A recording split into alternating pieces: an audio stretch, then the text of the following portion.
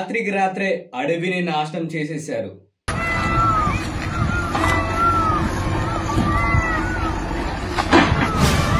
ఆ మూగ జీవాల పరిస్థితి ఏంటి?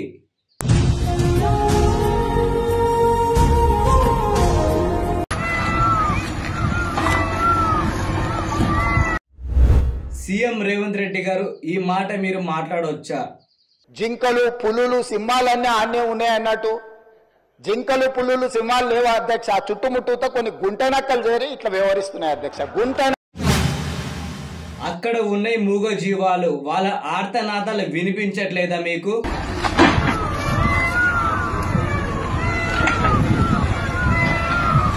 డెవలప్మెంట్ పేరుతో అక్కడ భూ కబ్జా ఏమైనా చేస్తున్నారా?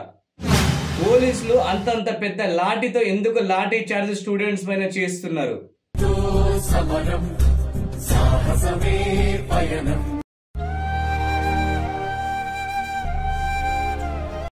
అక్కడ ఉన్న మూగ జీవాలే గుంట నక్కలు కాదు మీరు అన్నట్టు. పీల్చుకునే గాలి కూడా కాలుష్యం అయ్యేటట్టు చేస్తున్నారు. ఇదెక్కడి ప్రజాపాలన? అసలు ఎన్వైరన్మెంట్ ఇంపాక్ట్ అసెస్మెంట్ చేయకుండా మొత్తం ఫారెస్ట్ ని ఎలా క్లియర్ చేస్తారు? మన హెచ్యు యూనివర్సిటీ పరిస్థితి ఏంటి అనే పాయింట్ టు పాయింట్ ఈ రోజు వీడియోలో మనమైతే మాట్లాడదాం. వీడియోని చివరి వరకు చూడండి.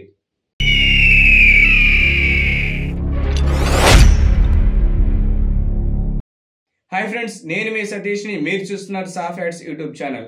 సో ఈ రోజున వచ్చేసి మనకైతే ఏదైతే ఇప్పుడు ప్రెసెంట్ సిచ్యువేషన్ లో మన హైదరాబాద్ యూనివర్సిటీ అయితే ఇష్యూ అయితే ఉందో దాని గురించి ఒక 4 పాయింట్స్ అయితే మాట్లాడాలి అనే ఉద్దేశంతో వీడియో అయితే చేస్తున్నా. వీడియో మాత్రం లాస్ట్ వరకు చూడండి.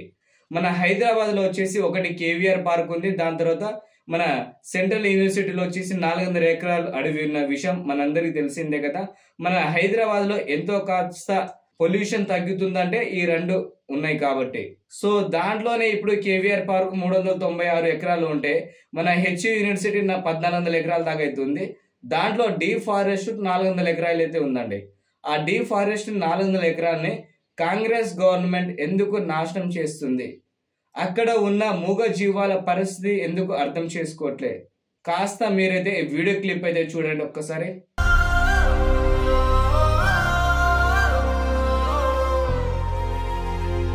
చూస్తున్నారు కదా, ఆ స్టూడెంట్ల పైన వచ్చేసి పోలీసులు బెటాలియన్ ఏ విధంగా లాఠీతో వాళ్ళని కొట్టడం. అలాగే ఈ క్లిప్ చూడండి, ఆ నెమిలిలో ఎంత ఆర్తనాదాలు పెట్టుకుంటున్నాయి. ఆ సౌండ్ వింటేనే ఎంతో బాగా ఉంటుంది.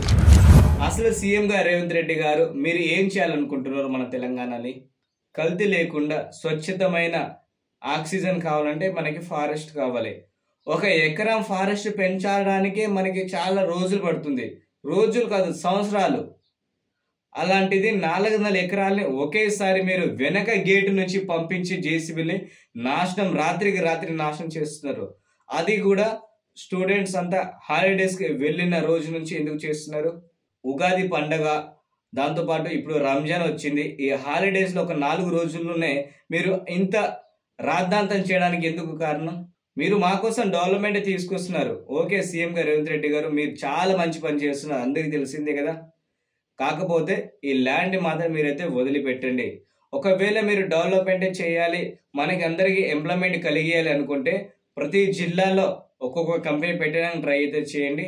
ఇంకా మీకు కుదిరితే, మీకు ఇంకా మా పైన ప్రేమ ఉంటే చిన్న చిన్న స్టార్టప్ కంపెనీలు ఉంటాయి కదా, వాటికి మీ ఇల్లులు ఇచ్చేయండి, లేదా మీ భూమిలు ఇవ్వండి. మా పైన ప్రేమ ఉందిగా, అధికారంలో మీరే ఉన్నారు కదా. ఉప ముఖ్యమంత్రి గారు మీరు కూడా మా పైన చాలా మంది ప్రేమ అయితే చూపిస్తున్నారు కదా చాలా వరకు. సో మీరు కూడా ఎంతో కాస్త మన ఖమ్మం జిల్లా కూడా కొంచెం డెవలప్మెంట్ అయితే చేయండి. మన ఖమ్మం జిల్లాలో కంపెనీలు తీసుకురండి. మన ఖమ్మం జిల్లాకి అయితే కొంచెం మీరు సపోర్ట్ అయితే ఇవ్వండి. హైదరాబాద్లో అడవిని నాశనం చేసే బదులు మన ఖమ్మంలో ఒక 2 కంపెనీలు పెడితే ఏమవుతుంది? సో ఈ పాయింట్ వచ్చేసి మన ముఖ్యమంత్రికి అలాగే మన వ్యవసాయ శాఖ మంత్రికి తుమ్మల నాగేశ్వరరావు గారికి చెప్పడం జరిగిందండి. సో ఇద్దరు మీరైతే కంపల్సరీ ఈ పాయింట్స్ అయితే మీరైతే అర్థం చేసుకోండి. మీరు మన ఖమ్మంకి అయితే కొంచెం డెవలప్మెంట్ అయితే చేయండి. మన ఖమ్మంతో పాటు ఇతర జిల్లాలు ఉన్నాయి కదా, వాటిలో కూడా కంపెనీ పెట్టడానికి ట్రై అయితే చేయండి. సీఎం గారు రేవంత్ రెడ్డి గారు ఆ డీఫారెస్ట్ ఏదైతే ఉందో మన హెచ్యు యూనివర్సిటీ 5,000 మంది పిల్లల భవిష్యత్తుని మీరు నాశనం చేయకండి. అలాగే రాబోయే తరాలకి మీరు కొంచెం ఆదర్శంగా ఉండాలి కాబట్టి ఆ ల్యాండ్ని మీరు అక్కడ వదిలేస్తే బాగుంటుంది. ఎందుకంటే మీకంటే గత ప్రభుత్వం పాలించింది 10 సంవత్సరాలు ఉంది కదా. అంతకుముందు ఉమ్మడి ఆంధ్ర ఉన్నప్పుడు చంద్రబాబు నాయుడు గారు మనకి పరిపాలించినప్పుడు ఆ ల్యాండ్ అయితే ముట్టుకోలేదు కదా. మీరు ఇప్పుడు అనొచ్చు, ఆ ల్యాండ్ ని పోరాటం చేసి తీసుకొచ్చింది నేను, అక్కడ వేరే కంపెనీకి వెళ్తే దాన్ని సుప్రీంకోర్టు నుంచి ల్యాండ్ ఆర్డర్ తీసుకొచ్చి నేను అక్కడ ఆ ల్యాండ్ తీసుకొచ్చాను కాబట్టి దాన్ని ఇప్పుడు హక్కుగా నేను సీఎంగా రేవంత్ రెడ్డిగా ఉన్నాను కాబట్టి ఆ ల్యాండ్ పైన నాకు హక్కు ఉంది, నేను దాన్ని డెవలప్మెంట్ కోసం వాడతా, మా కోసమని మీరు అనుకోవచ్చు. కాకపోతే అలాంటి డెవలప్మెంట్ మాకైతే వద్దండి. మాకు నేచర్ నుంచి వచ్చే ఆక్సిజన్ కావాలి కాబట్టి నేచర్ నుంచి మాకు వచ్చే ప్రకృతి సౌండ్ వైబ్రేషన్ అవన్నీ మాకు కావాలి. సో మీరైతే ఆ ల్యాండ్ అయితే ఆపేసేయండి. మీరు డెవలప్మెంట్ చేయాలి అనుకుంటే ఇప్పటికే మన హైదరాబాద్ చాలా అంటే చాలా డెవలప్మెంట్ అయితే ఉంది. మీరు అడవి నాశనం చేసి డెవలప్మెంట్ చేస్తే మాకైతే వద్దండి అని ఇప్పటికే నాతో పాటు చాలా మంది మన స్టూడెంట్ అంటున్నారు. అక్కడ ఉండే జనాలు కూడా ఇప్పటికే చెప్తున్నారు. ఎందుకంటే ఆక్సిజన్ లెవెల్ అనేది ఢిల్లీలో ఏ విధంగా తగ్గిపోతుందో తెలుసు కదా. అక్కడ ఆక్సిజన్ ఏదైతే ఎయిర్ పొల్యూషన్ అవుతుందో దాని కారణంగా ఎంతమంది చచ్చిపోతున్నారో తెలుసు కదా. హైదరాబాద్ లో కూడా ఇప్పుడు ఆక్సిజన్ లెవెల్ చాలా వరకు అయితే ఇబ్బంది ఉన్నా సరే రేపటి రోజున కొంచెం పరిస్థితి ఇంకా బాగుపడాలి అంటే ఇప్పటికే కొన్ని పథకాలు అయితే మీరైతే పెట్టారు కదా. మీరు పెట్టారు కదా, ప్రభుత్వం పెట్టింది అడవిలు పెంచాలి అని. అడవి పెంచిన అడవిని మీరు నాశనం ఎందుకు చేస్తున్నారు? ఇప్పటికే చాలా మంది మన స్టూడెంట్ పైన మీరైతే లాఠీ చార్జ్ చేయించారు కదా. అక్కడ ఉన్న బెటాలియన్ అందరినీ రిమూవ్ అయితే చేసుకుని వాళ్ళ ప్లేస్ అయితే వాళ్ళకైతే పంపండి. సో స్టూడెంట్స్ కూడా అక్కడైతే పోరాటం చేయకుండా వాళ్ళ క్లాస్కి అయితే వాళ్ళైతే వెళ్ళిపోతారు. అక్కడ ఉన్న మూగ జీవాలు కూడా ప్రశాంతంగా జీవిస్తాయి కాబట్టి మీరైతే అక్కడ పంపించిన జేసీబీలు ఏవైతే ఉన్నాయో వాటిని అయితే వెనకైతే తెప్పించండి. ఇప్పటికే మీరు అక్కడ కొన్ని ఎకరాలు అయితే నాశనం చేసేసారు.